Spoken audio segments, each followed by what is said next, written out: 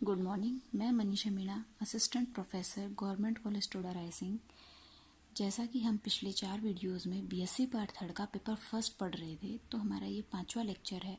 तो चौथे 4 लेक्चर्स में हम पढ़ चुके हैं कि पूर्ण क्रमित क्षेत्र के बारे में पढ़ा, परिबद्ध समुच्चय के बारे में पढ़ा, पूर्ण क्रमित अभिग्रहित के बारे में पढ़ा। अब जो हम पढ़ेंगे 5वें वीडियो में हमारे पास है कि डेडकेंड अभिग्रहित पूर्णतः अभिग्रहित क्या है। ठीक है, डेडकेंड पूर्णतः अभिग्रहित के बारे में पढ़ेंगे। तो इसके लिए हमारे पास है कि यदि आर की सभी वास्तविक संख्याओं को, यानी कि हमारे पास जितनी भी वास्तविक संख्या है उनको हमने क्या किया, 2 वर्गों में डिवाइड कर दिया, एल तथा यू में बांटा जाए। तो फर्स्ट हमारे पास डेडकेंड कंडीशन क्या है कि प्रत्येक वर्ग में कम से कम एक वास्तविक संख्या है, अर्थात इसका मतलब क्या है कि एल और यू दोनों के दोनों क्या है, अरिक्त, यानी कि नॉट इक्वल टू 5 है। सेकंड हमारे पास क्या कंडीशन है कि प्रत्येक वास्तविक संख्या या तो एल या यू में होती है, अर्थात एल और यू का यूनियन आर के बराबर है। यानी कि जितनी भी वास्तविक संख्या है उनमें से कुछ संख्याएं एल में होंगी, जो एल में है वो यू में नहीं है, जो यू में है वो एल में नहीं है। ठीक है, तो यानी कि वास्तविक संख्याएं जितनी भी हैं वो या तो एल में बिलोंग करेंगी या यू में बिलोंग करेंगी। अब जब एल या यू में दोनों में बिलोंग करेंगी, या तो एल में या यू में, तो उनका यूनियन जो होगा वो किसके बराबर आ जाएगा, यानी कि उनका संग जो होगा वो आर के बराबर होगा। ठीक है, थर्ड हमारे पास क्या कंडीशन है कि वर्ग एल की प्रत्येक वास्तविक संख्या वर्ग यू की प्रत्येक वास्तविक संख्या से छोटी होती है। ठीक है, कि अर्थात यदि x l का अवयव है और y u का अवयव है, तो x क्या होगा, हमेशा y से छोटा होगा। तब इन तीनों कंडीशन से तब या तो l में महत्तम संख्या होगी या u में न्यूनतम संख्या होगी। ठीक है, अब हमारे पास इससे रिलेटेड 2 पॉइंट कि पूर्ण क्रमित अभिग्रहित जो हमने पढ़ी थी, उच्चक और निम्नक अभिग्रहित, पूर्ण क्रमित अभिग्रहित और डेडकेंड अभिग्रहित जो हमने अभी पढ़ी है, ये दोनों की दोनों हमारे पास क्या है, समतुल्य हैं। सेकंड कंडीशन क्या है कि पूर्ण क्रमित क्षेत्र को रैखिक सांतत्य भी कहते हैं, लीनियर कॉन्टिनम भी कहते हैं, तथा यह अद्वितीय होता है, यानी कि ये एक यूनिक क्षेत्र होता है। अब हम इससे रिलेटेड पूर्ण क्रमित क्षेत्र से रिलेटेड कुछ थ्योरम्स देख लेते हैं। हमारे पास जो फर्स्ट थ्योरम है उसका स्टेटमेंट क्या है कि परिमेय संख्याओं का समुच्चय क्यों पूर्ण क्रमित क्षेत्र नहीं है। ये हमें सिद्ध करना है कि जो परिमेय संख्याओं का समुच्चय है क्यों, वो हमारे पास क्या नहीं है, पूर्ण क्रमित क्षेत्र नहीं है। अब हमने ये तो पढ़ चुके हैं कि क्यू क्या है, एक क्रमित क्षेत्र है। ठीक है, लेकिन अब हमें क्या सिद्ध करना है कि क्यू एक पूर्ण क्रमित क्षेत्र है, यानी कि क्यू एक पूर्ण क्षेत्र है। अब अगर ये पूर्ण क्रमित क्षेत्र है तो इसका मतलब ये पूर्णता क्रम अभिग्रहित की दोनों कंडीशंस को सेटिस्फाई करेगा। पूर्णता क्रम अभिग्रहित की कंडीशन को सेटिस्फाई करेगा। तो उनमें से जो पहले, अब हम यहाँ सिद्ध कर देते हैं, अगर हम ये माने कि Q का एक एरिक्त समुच्चय लें, ठीक है, हम ये सिद्ध कर दें कि Q का जो एरिक्त समुच्चय है उसका ऊपरी परिबंध तो Q में है, लेकिन उसका उच्चक Q में विद्यमान नहीं है। ठीक है, तो अगर हम ये सिद्ध कर देंगे तो इससे ये सिद्ध हो जाएगा कि Q पूर्ण क्रमित क्षेत्र नहीं है। ठीक है, तो इसके लिए हमने क्या माना इसे सिद्ध करने के लिए केवल मात्र यह सिद्ध करना ही पर्याप्त है कि Q का एक ऐसा अरिक्त उपसमुच्चय विद्यमान है जिसके ऊपरी परिबंध तो Q में है परंतु उच्चक Q में नहीं है, उच्चक अभिग्रहित का पालन नहीं, अर्थात उच्चक अभिग्रहित का पालन नहीं करता है। ठीक है, तो इसके लिए हमने माना कि S उन सभी धन परिमेय संख्याओं का समुच्चय है जिनका वर्ग 2 से कम है। हमने वो सभी धनात्मक परिमेय संख्याएं ले ली जिनका स्क्वायर 2 से कम है, अर्थात S बराबर वो x है such that x belongs to Q plus 0 less than x square less than 2 है। तब परिभाषा से S जो है वो Q का सबसेट तो है ही। Second, S does not equal to 5, क्यों, क्योंकि एक जो है वो इसमें बिलोंग कर रहा है। थर्ड कि 2 S का ऊपरी परिबंध है। ठीक है, क्योंकि इसमें जो अवयव आ रहे हैं वो सारे के सारे 0 से बड़े और 2 से छोटे हैं, तो इसका मतलब S2 क्या है, इसका ऊपरी परिबंध है। अब हमारे पास चूंकि 2 का स्क्वायर जो है वो 4 के बराबर है, वो किससे बड़ा है, 2 से बड़ा है। ठीक है, इसलिए 2 का स्क्वायर ग्रेटर देन 2 और 2 किससे बड़ा है, x स्क्वायर से। ये हमारे पास क्या है, S में आने वाले अवयवों की परिभाषा से। फॉर एवरी x, प्रत्येक एक्स बिलोंग्स टू एस के लिए 2 क्या है, एक्स स्क्वायर से बड़ा है। अतः 2 जो है वो एस में बिलोंग नहीं करेगा तथा 2 एस का ऊपरी परिबंध है, यानी कि एस का जो ऊपरी परिबंध है वो एस में नहीं है। ठीक है, अतः एस क्यू का ऊपर से परिबद्ध अरिक्त उपसमुच्चय है। एस जो है वो क्यू का ऊपर से परिबद्ध अरिक्त उपसमुच्चय है। ठीक है, ऊपर से परिबद्ध है। अब हमें क्या सिद्ध करना है कि एस का जो उच्चक है यानी कि सुप्रीमम है वो क्यू में विद्यमान नहीं है, यानी कि क्यू में एग्जिस्ट नहीं कर रहा है।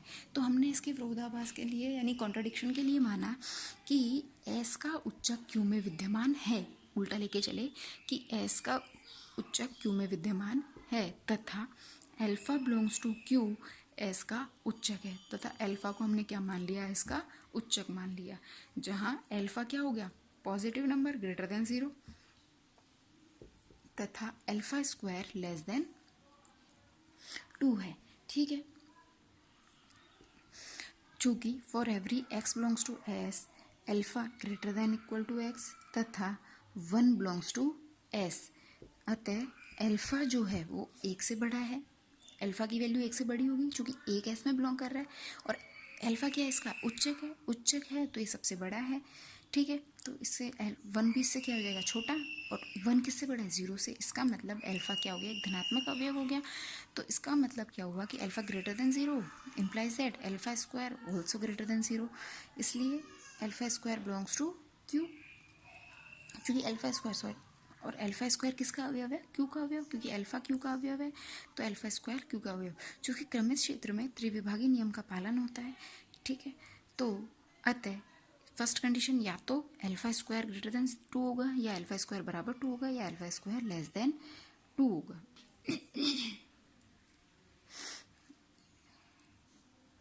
ये हम नहीं लिख सकते कि अल्फा स्क्वायर लेस देन 2 है या ग्रेटर देन 2 है, ये हमें सिद्ध करना होगा।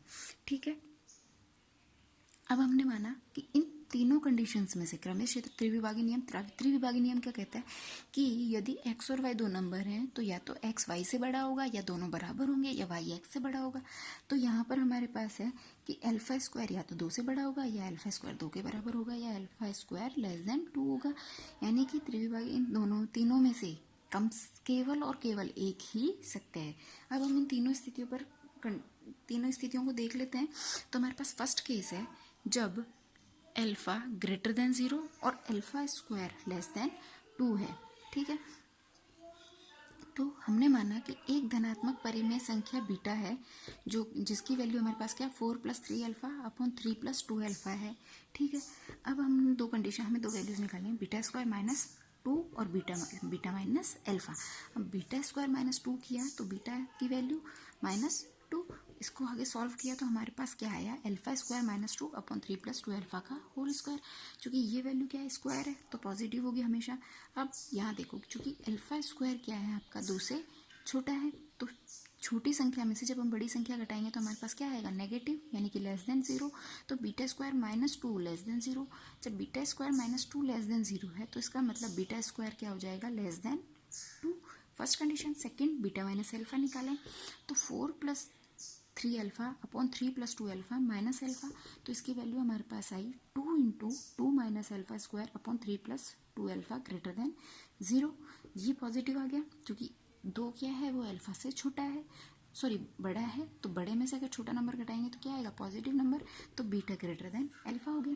तो 1 और 2 से क्या हुआ कि बीटा जो है वो एस का अवयव है तथा बीटा ग्रेटर देन क्या हो गया, अल्फा, बीटा अल्फा से बड़ा है, जो कि अल्फा के एस का ऊपरी परिबंध होने का विरोधाभास है। क्यों, ठीक है, क्योंकि अगर ऊपरी परिबंध है तो वो सबसे बड़ा नंबर होता, यानी उससे बड़ा कोई भी नंबर एस में बिलोंग नहीं करता, लेकिन यहाँ पर अल्फा से बड़ा एक नंबर बीटा वो क्या कर रहा है, एस में बिलोंग कर रहा है। इसका मतलब अल्फा इसका ऊपरी परिबंध नहीं है। तो इसका मतलब क्या हुआ कि हम जो मान के चले थे वो गलत है, यानी कि अल्फा स्क्वायर का मान जो हम माने थे कि अल्फा स्क्वायर लेस देन 2 है, वो हमारे पास कंडीशन गलत है। अब हमारे पास जो सेकेंड केस है उसमें क्या है कि अल्फा ग्रेटर देन 0 है और अल्फा स्क्वायर बराबर 2 है, अल्फा स्क्वायर का मान 2 के बराबर है। तो हमने इसके लिए माना चूंकि ऐसी कोई परिमेय संख्या विद्यमान नहीं है जिसका वर्ग 2 के बराबर हो, यानी कि कोई भी ऐसी परिमेय संख्या नहीं है जिसका स्क्वायर 2 के बराबर हो। अतः ये वाली कंडीशन भी हमारी गलत हो गई, यानी कि alpha square does not equal to 2 है। ठीक है, ये भी पॉसिबल नहीं है कि अल्फा स्क्वायर का मान 2 के बराबर हो। अब हमारे पास जो थर्ड कंडीशन है वो क्या है कि अल्फा ग्रेटर देन 2 और अल्फा स्क्वायर ग्रेटर देन 2 है, सॉरी अल्फा ग्रेटर देन 0 है और अल्फा स्क्वायर जो है वो ग्रेटर देन 2 है। माना कि धनात्मक परिमेय संख्या बीटा, बीटा हमने वही 4 + 3 अल्फा अपन 3 + 2 अल्फा, ये एक पॉजिटिव परिमेय संख्या है। तो अब वापस से हमने वही वैल्यू बीटा स्क्वायर -2 निकाला, तो इस केस में हमारे पास आया अल्फा स्क्वायर -2 अपॉन 3 + 2 अल्फा का होल स्क्वायर। नीचे वाली संख्या पॉजिटिव है। अब चूंकि अल्फा स्क्वायर का मान 2 से बड़ा है तो बड़ी में से छोटी संख्या घटाएंगे तो पॉजिटिव, तो इसका मतलब बीटा स्क्वायर क्या आ गया, ग्रेटर देन 2 आ गया। ठीक है, इसके बाद हमारे पास क्या कंडीशन है, बीटा माइनस अल्फा, तो बीटा माइनस अल्फा निकाला तो हमारे पास 2 × 2 - अल्फा स्क्वायर अपॉन 3 + 2 अल्फा। चूंकि अल्फा स्क्वायर 2 से बड़ा है तो छोटी संख्या में से जब बड़ी संख्या घटाएंगे तो हमारे पास क्या आएगा, नेगेटिव वैल्यू, नेगेटिव वैल्यू। तो इसका मतलब ये पूरी की पूरी वैल्यू क्या हो गई, नेगेटिव। ठीक है, तो beta minus alpha less than 0, तो beta less than alpha, beta की वैल्यू क्या हो गई, लेस देन अल्फा हो गई, और बीटा स्क्वायर क्या हो गया, ग्रेटर देन 2 हो गया। ठीक है, 3 और 4 से beta belongs to Q plus, ठीक है, धनात्मक परिमेय संख्या है ही, और बीटा लेस देन अल्फा है, बीटा अल्फा से छोटा भी है। अब यदि कोई अवयव x, s का अवयव है, x बिलोंग्स टू s, तब 0 less then x square, S में वही अवयव है जो 0 से बड़ा और 2 से छोटे हैं। अब 2 से छोटे और 2 किससे छोटा है, बीटा स्क्वायर से, कंडीशन थर्ड से। ठीक है, और बीटा स्क्वायर, अब कंडीशन फोर्थ से क्या हो गया कि जो कि बीटा लेस देन अल्फा है तो बीटा स्क्वायर भी लेस देन अल्फा स्क्वायर हो गया, क्योंकि दोनों धनात्मक संख्याएं हैं। तो इसका मतलब हो गया 0 less then x less than beta less than alpha, beta less than alpha हो गया। अतः बीटा एवं अल्फा दोनों ही क्या हो गए, इसके ऊपरी परिबंध हो गए, किंतु बीटा जो है वो लेस देन अल्फा है, बीटा है वो अल्फा से छोटा है। तो अल्फा अगर इसका उच्चक होता, अतः अल्फा उच्चक नहीं हो सकता। क्यों, क्योंकि अगर उच्चक है तो ऊपरी परिबंधों में से सबसे छोटा है, दोनों ऊपरी परिबंध है, तो उनमें से सबसे छोटा किसको होना चाहिए था, अल्फा को, लेकिन छोटा क्या है हमारे पास, बीटा, इसलिए अल्फा इसका उच्चक नहीं हो सकता। चूंकि अल्फा, ओ माय गॉड, चूंकि अल्फा परिमेय संख्या है, अतः हम यह परिणाम निकाल सकते हैं कि समुच्चय S का उच्चक कोई परिमेय संख्या नहीं हो सकती। समुच्चय S का उच्चक कोई भी परिमेय संख्या नहीं हो सकती, क्योंकि हमारे पास तीनों ही कंडीशंस फेल हो गई। पहली condition alpha square less than 2, second condition alpha square equal to 2, और third condition alpha square greater than 2। ये तीनों कंडीशंस किसका विरोधाभास आ गई कि अल्फा इनका उच्चक नहीं है। तो तीनों कंडीशंस सही नहीं है, अतः यह परिणाम निकाल सकते हैं कि S का उच्चक कोई परिमेय संख्या नहीं हो सकती, जबकि इसके ऊपरी परिबंध अवश्य है, ऊपरी परिबंध जरूर है, अथवा अल्फा S का उच्चक है तो alpha does not belongs to Q. अगर अल्फा S का उच्चक है तो वो क्यू में बिलोंग नहीं करेगा। इससे क्या सिद्ध होता है कि जो क्रमित क्षेत्र Q है वो पूर्ण नहीं है, यानी कि Q एक पूर्ण क्रमित क्षेत्र नहीं है। Thank you.